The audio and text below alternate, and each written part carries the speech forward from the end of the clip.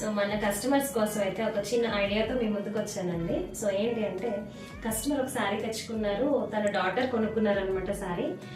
Actually కొంచెం ఈ జనరేషన్లో ఉన్న వాళ్ళందరూ కూడా ఒక్కసారి శారీని అయితే కడుతున్నారు, మళ్ళీ దాన్ని అయితే రీయూజ్ చేయడానికి మనం మళ్ళీ మోడల్స్ ఎలా స్టిచ్ చేసుకోవడం అయితే జరుగుతుంది.